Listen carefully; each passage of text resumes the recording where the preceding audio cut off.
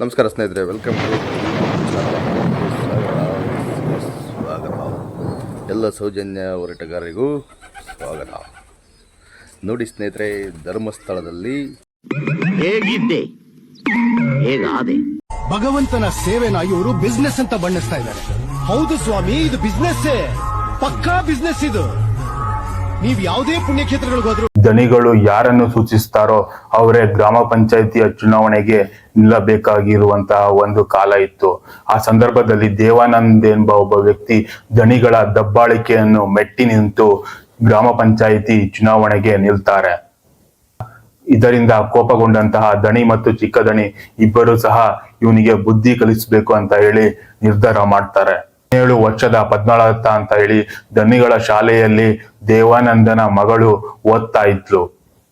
December 26, 1986 ಶನಿವಾರ 17 ವರ್ಷದ ಪದ್ಮಲತಾ ತನ್ನ ಕಾಲೇಜು ಮುಗಿಸಿ ಬಸ್ಸಿನಿಂದ ಕೆಳಗೆ ಇಳಿದು ಬರ್ತಾ ಇದ್ಲು. ಹಾಗೆ ಬಸ್ಸಿನಿಂದ ಕೆಳಗೆ ಇಳಿದು ನಡೆದುಕೊಂಡು ಬರ್ತಿರುವಾಗ ಪದ್ಮಲತಳ ಅತ್ತೆ ಬಂದು ಹೇಳ್ತಾರೆ, ಅಲ್ಲಿ ಅಂಬಾಸಿಡರ್ ಕಾರ್ನಲ್ಲಿ ಪ್ರಿನ್ಸಿಪಲ್ ಕೂತಿದ್ದಾರೆ, ಅವರು ನಿನ್ನನ್ನು ಕರೆಯುತ್ತಿದ್ದಾರೆ, ಹೋಗು ಅಂತ ಹೇಳಿ ಪದ್ಮಲತಾಳ ಅತ್ತೆ ಹೇಳ್ತಾರೆ. ಆಗ ಪದ್ಮಲತಾ ಪ್ರಿನ್ಸಿಪಲ್ ಕರೀತಿದ್ದಾರೆ ಅಂತ ಹೇಳಿ ಆ ಅಂಬಾಸಿಡರ್ ಕಾರಿನ ಬಳಿ ಹೋಗ್ತಾಳೆ. ಆದರೆ ಆ ಅಂಬಾಸಿಡರ್ ಕಾರಿನ ಒಳಗಡೆ ಚಿಕ್ಕ ದಣಿ ಮತ್ತು ಪ್ರಿನ್ಸಿಪಾಲ್ ಇಬ್ಬರು ಸಹ ಕೂತಿರ್ತಾರೆ.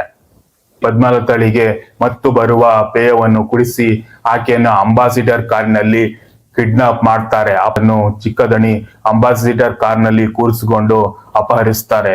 ಇದನ್ನು ಅಲ್ಲಿರುವ ಸ್ಥಳೀಯರು ಬಸ್ಸಿನಿಂದ ಇಳಿದುಕೊಂಡು ಬಂದು ಅಂಬಾಸಿಡರ್ ಕಾರನ್ನು ಹತ್ತುವುದನ್ನು ಸ್ಥಳೀಯರು ಸಹ ನೋಡಿರುತ್ತಾರೆ. ಪದ್ಮಲತಾ ದಿನಾಲು ಕಾಲೇಜಿನಿಂದ ಬಸ್ಸಿನಿಂದ ಇಳಿದು ಸ್ನೇಹಿತೆಯರ ಜೊತೆ ಜೀಪಿನಲ್ಲಿ ಮನೆಗೆ ಬರುವುದಾಗಿತ್ತು. ಆದರೆ ಆ ದಿನ ಜೀಪಿನಲ್ಲಿ ಪದ್ಮಲತಾ ಮನೆಗೆ ಬಂದಿರುವುದಿಲ್ಲ. ತಂದೆ ದೇವಾನಂದ್ ಗಾಬರಿಗೊಂಡು ಕಂಪ್ಲೇಂಟ್ ಕೊಡೋಕೆ ಹೋಗ್ತಾರೆ. 3 ದಿನ ಆದ್ರೂ ಕಂಪ್ಲೇಂಟ್ ತೆಗೆದುಕೊಳ್ಳೋದಿಲ್ಲ. ಕಂಪ್ಲೇಂಟ್ ಅಲ್ಲಿ ನನ್ನ ತಂಗಿಯೇ ನನ್ನ ಮಗಳಿಗೆ ಪ್ರಿನ್ಸಿಪಾಲ್ ಜೊತೆ ಹೋಗು ಅಂತ ಹೇಳಿದ್ರು. ಆ ಸಮಯದಲ್ಲಿ ಚಿಕ್ಕ ದಣಿಗಳು ಇದ್ರಂತೇಳಿ ಎಲ್ಲ ಹೆಸರುಗಳನ್ನು ಪ್ರಿನ್ಸಿಪಲ್ ಹಾಗೂ ಚಿಕ್ಕ ದಣಿಯ ಹೆಸರುಗಳನ್ನು ಕೂಡ ಬರೆದು ದೇವಾನಂದ್ ಅವರು ಕಂಪ್ಲೇಂಟ್ ಕೊಡ್ತಾರೆ. ಆದರೂ ಕೂಡ ವಿಚಾರಣೆಯನ್ನು ಮಾಡೋದಿಲ್ಲ. 3-4 ದಿನಗಳು ಕಳೆದು ಹೋಗುತ್ತೆ. ತುಂಬಾ ಬೇಸರದಲ್ಲಿದ್ದಂತಹ ದೇವಾನಂದ್ ಅವರು ದಣಿಗಳ ತಾಯಿಯ ಬಳಿ ಹೋಗಿ ಅಳುತ್ತಾ ಕಣ್ಣೀರು ಹಾಕುತ್ತಾ ಗೋಗೈಯುತ್ತಾರೆ. ದಯವಿಟ್ಟು ನನ್ನ ಮಗಳನ್ನು ಹುಡುಕಿ ಕೊಡಿ ಅಂತ ಹೇಳಿ ದಣಿಗಳ ತಾಯಿಯನ್ನು ಕೇಳ್ತಾರೆ. ಆದರೆ ಕಲ್ಲು ಹೃದಯದ ದಣಿಗಳ ತಾಯಿಯ ಮನಸ್ಸು ಕರಗೋದಿಲ್ಲ. ಆವಾಗ ದಣಿಗಳ ತಾಯಿ ಹೇಳ್ತಾರೆ, ಹೋಗು ಹೋಗು ಹುಡುಕು, ಎಲ್ಲಾದರೂ ಕೇರಳಕ್ಕೆ ಹೋಗಿರಬಹುದು, ಹೋಗಿ ಹುಡುಕು ಅಂತ ಹೇಳಿ ದಣಿಗಳ ತಾಯಿ ಹೇಳಿ ದೇವಾನಂದ್ಗೆ ಕಳಿಸ್ತಾರೆ. ದೇವಾನಂದ್ ಹಾಗೂ ಅವರ ಕುಟುಂಬದವರು ಸುಮಾರು 1.5 ತಿಂಗಳುಗಳ ಕಾಲ ಹುಡುಕಿ ಕಣ್ಣೀರು ಹಾಕುತ್ತಾ ತನ್ನ 17 ವರ್ಷದ ಮಗಳ ನೆನಪಿನಲ್ಲಿಯೇ ಕಾಲ ಕಳೆಯುತ್ತಿರ್ತಾರೆ. 1987 ಫೆಬ್ರವರಿಯ ದಿನದಂದು ನದಿಯ ಪಕ್ಕದಲ್ಲಿ ಪದ್ಮಲತಾ ದೇಹ ಕೊಳೆತ ಸ್ಥಿತಿಯಲ್ಲಿ ಪತ್ತೆಯಾಗುತ್ತೆ. ಅದರಲ್ಲಿ ಅವಳ ದೇಹ ಎಲ್ಲ ಕೂಡ ಕೊಳೆತು ಹೋಗಿರುತ್ತೆ, ಎಲುಬುಗಳು ಮಾತ್ರ ಇರುತ್ತೆ. ಆದರೆ ಆ ಸಮಯದಲ್ಲಿ ಪದ್ಮಲತಾ ಹಾಕಿದ್ದ ಬಟ್ಟೆಯಿಂದ ಪದ್ಮಲತಾ ಅವರ ಮನೆಯವರು ಆಕೆಯೇ ಪದ್ಮಲತಾ ಅಂತ ಹೇಳಿ ಗುರುತು ಹಿಡಿತಾರೆ. 1986 ಡಿಸೆಂಬರ್ ನಲ್ಲಿ ಕಾಣೆಯಾದಂತಹ ಪದ್ಮಲತಾ 1987 ಫೆಬ್ರವರಿಯಲ್ಲಿ ಪದ್ಮಲತಾ ಪತ್ತೆಯಾಗ್ತಾಳೆ. ಸುಮಾರು 1.5 ತಿಂಗಳ ಕಾಲ ಪದ್ಮಲತಾ ಎಲ್ಲಿದ್ದರು?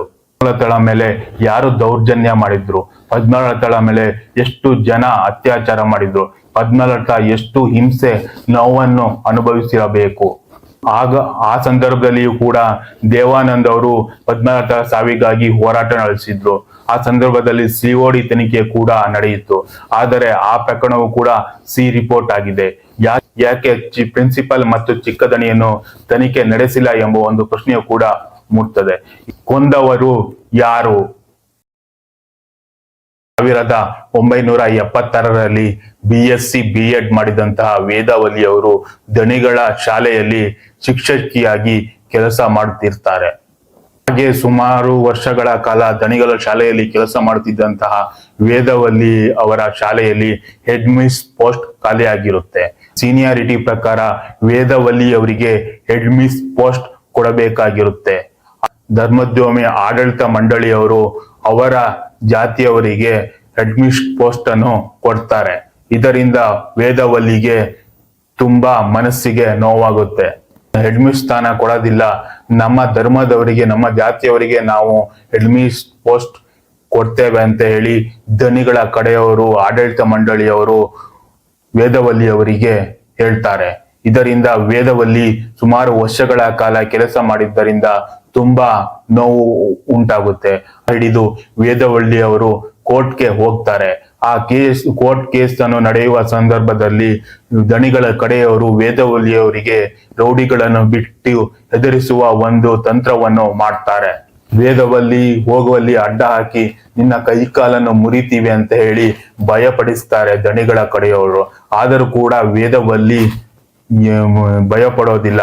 ಅವರು ಮಾಡಿರುವಂತ ಎಲ್ಲಾ ಘಟನೆಗಳನ್ನು ಕೂಡ ವೇದವಲ್ಲಿ ತನ್ನ ಡೈರಿಯಲ್ಲಿ ಎಳೆ ಎಳೆಯಾಗಿ ಬರೆದಿಟ್ಟಿರುತ್ತಾರೆ.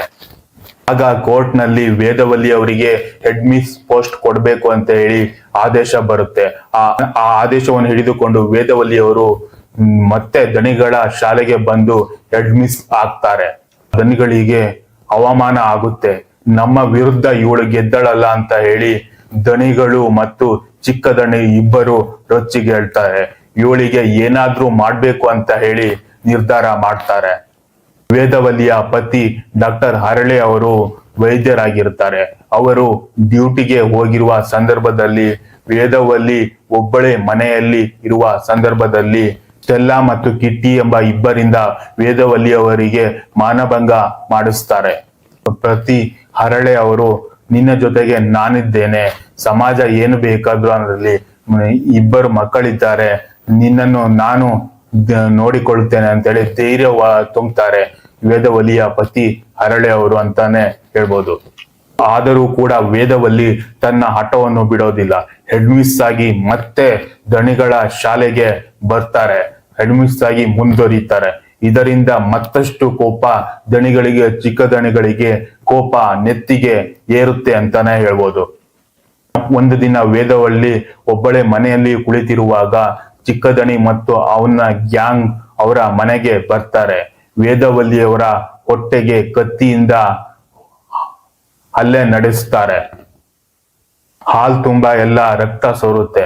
ನಂತರ ವೇದವಲ್ಲಿ ಅವರನ್ನು ಎಳೆದುಕೊಂಡು ಬಾತ್ರೂಮ್ ತನಕ ಎಳೆದುಕೊಂಡು ಹೋಗ್ತಾರೆ. ನಂತರ ವೇದವಲ್ಲಿ ಅವರು ಗಟ್ಟಿಯಾಗಿ ಕಿಟಕಿಯ ಸರಳನ್ನು ಒಂದು ಕೈಯಿಂದ ಹಿಡಿದುಕೊಂಡಿರುತ್ತಾರೆ. ಅವರ ಮೇಲೆ ಪೆಟ್ರೋಲ್ ಸುರಿದು ಬೆಂಕಿ ಹಚ್ಚುತ್ತಾರೆ.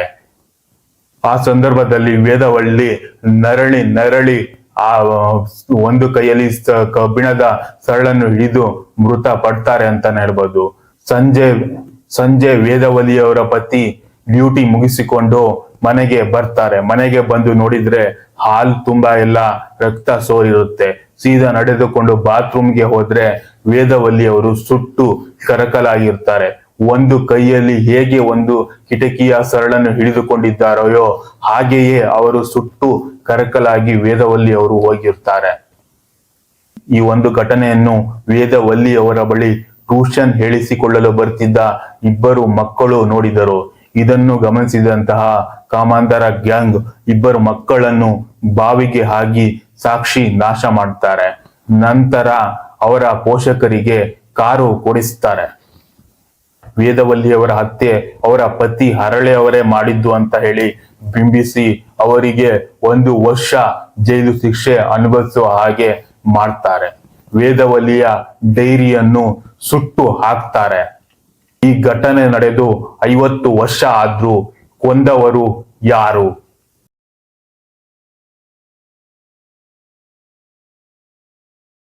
ಧರ್ಮಸ್ಥಳದಲ್ಲಿ ಹಿಂದೆ ಕೂಡ ನಡೆದಿವೆ, ಈಗ ಕೂಡ ನಡೀತಾನೆ ಇವೆ ಅಂತ ನಮಗಂತೂ ಅನಿಸುತ್ತೆ. ನಿಮಗೇನು ಅನಿಸುತ್ತೆ ಗೊತ್ತಿಲ್ಲ. ಕಾಮೆಂಟ್ ಬಾಕ್ಸ್ ಖಾಲಿದೆ, ತಿಳಿಸಿ.